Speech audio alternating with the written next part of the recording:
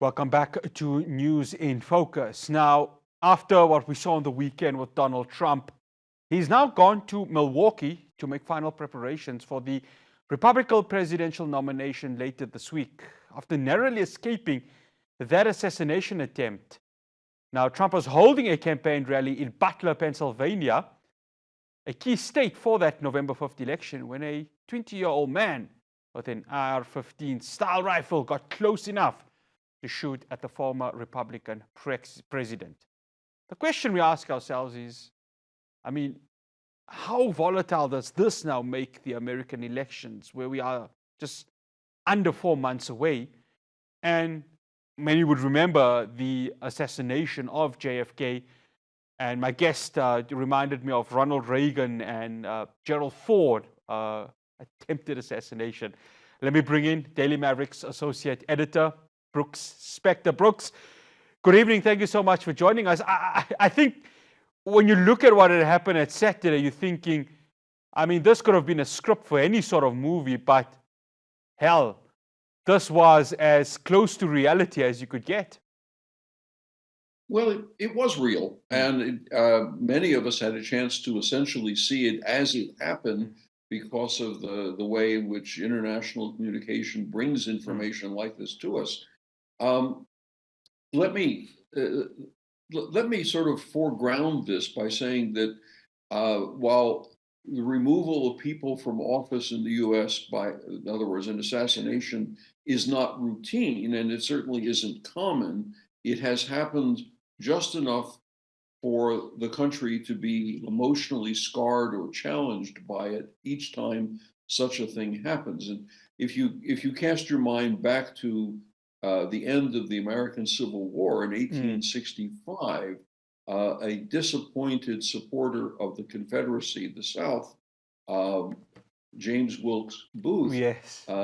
into the back of the presidential box at the Ford's Theater in Washington, where Abraham Lincoln, his wife, and two other people were sitting, and shot the president in the head just at the end of the Civil War. And the national mourning and the national, the emotional outcry, the uproar was extraordinary for its time because nobody in America had ever seen anything quite like that before.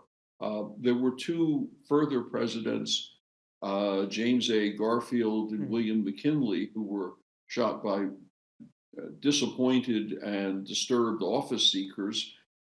This was in an era where presidential appearances in circumstances were usually, they were accompanied by a bodyguard or two, but nothing like the kind of thing you see now with, a vast panoply of guards and vehicles and everything else. And so it was still fairly easy for someone who wished to do so to make that happen. John F. Kennedy's assassination in 1963 had obviously been the first time in the living memory of virtually everybody in the country when he was killed in Dallas, Texas. And I remember very clearly, I was in junior high school, ninth grade, and we were all, the principal of the school came over on the intercom and said, "There's been a terrible thing that's happened. The buses are lining up. Everybody, please go home and speak with your parents." And the emotional impact of it, we were living in the Washington area, and so it was, it was very, very close to heart. And no one that I knew, no one that I could have talked to, could have remembered a previous occurrence. You fast forward then into President by accident, Gerald Ford, and then most consequentially, Ronald Reagan was shot by yet again another person who thought that he could get the favor of actress Jodie Foster by killing the president. The connection between the two things is difficult to understand by rational people, but obviously, if you're not so rational, some sort of connection matters. And Ronald Reagan, of course, tried to make light of it just before he was carted to the emergency ward of a hospital. He said, "Tell my wife I forgot to duck." Uh, in a way, trying to reassure the nation that that the country is still there, everything is still going to go forward, and so forth. This event over this weekend at an outdoor rally in a small town about say 50 kilometers from Pittsburgh, which is a fairly big city, is in a part of Pennsylvania that's predominantly rural and small town, mostly Republican in its voting, and no one expected this. I mean, Secret Service people will explain to you that trying to uh, secure an outdoor event is obviously much more complicated than trying to do one that takes place in a ballroom or a meeting room. Because although you can set up all those magnetometers, the things that you pass through that register whether you have metal or not on you, can be done. But the young man who did the shooting was perched on the roof of a nearby building, not within the perimeter of the actual event, 150 meters away or so. Now, experts with weaponry tell me that being able to shoot what is, after all, a stationary target, a man standing up giving a speech, is for someone who's practiced at riflery. This is not an impossible shot to make at all, and it's by it's by the sheerest happenstance Brookes, that sorry, Donald sorry. Trump was hit on the ear rather than a millimeter or two to either side, which would have been presumably a fatal occurrence. Your question or your setup really about does this have an effect on the election?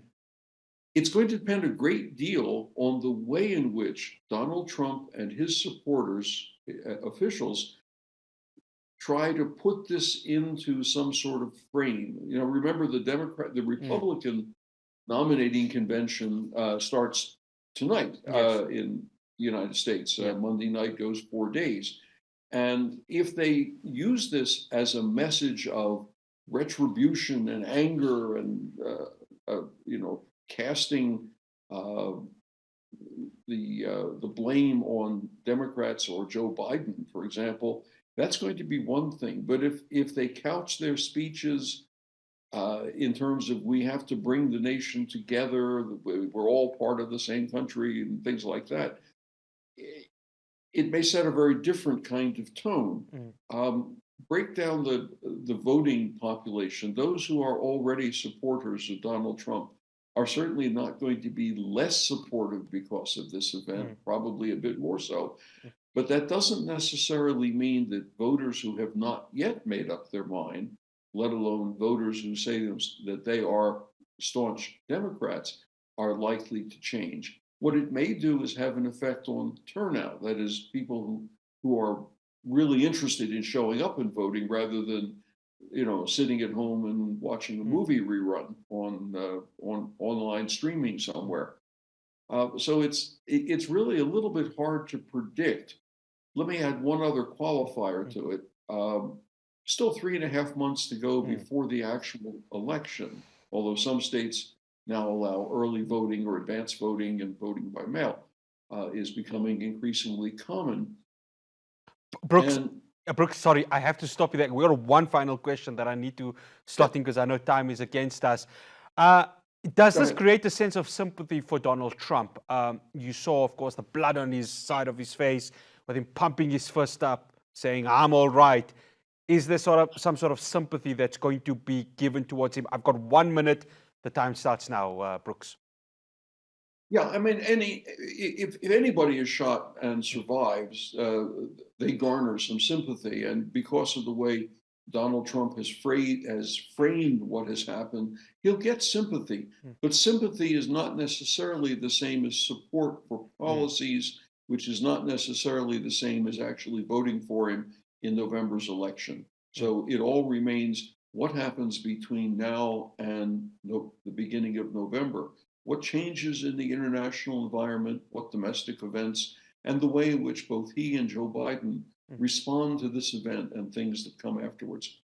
Yeah, interesting to see how it's going to be. Brookes, thank you so much for joining us here on News in Focus on Hilaal TV. Much appreciated. You take care. Yeah, you also. That's Brookes Spector, Associate Editor, Daily Maverick. Yeah. There was a famous movie called JFK by Oliver Stone, which talks about the deeper insights of the JFK assassination.